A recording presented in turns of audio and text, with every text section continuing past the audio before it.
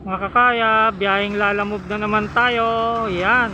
So, long ride tayo ulit. Pick up tayo dito sa Imus. Biyahe tayong Taal. So, ito yung item. Pinick up natin sa Imus. Yan. Magaang naman siya. Medyo bulky lang. Papunta tayong Taal, Batangas. Alright. Let's go. Yan mga kakaya. Nandito tayo sa SM Dasma. Naka-pick up pa tayong isa. Yan oh. Dasma papuntang Tagaytay. Yan, nandito tayo sa loob ng SM. Yan, SM City Dasmariñas, Cavite. Yan, tara, baba tayo sa parking. Deliver na muna natin to Tagaytay bago tayo Taal, Batangas.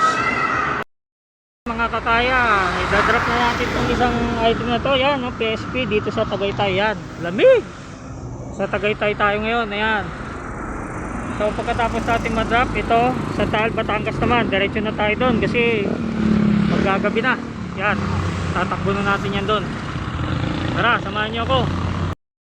Yan mga kakais, stopover muna tayo dito sa Tagaytay na Sugbo Road. Yan, sobrang hamog. Ayan oh, hindi na makita, napakalamig dito.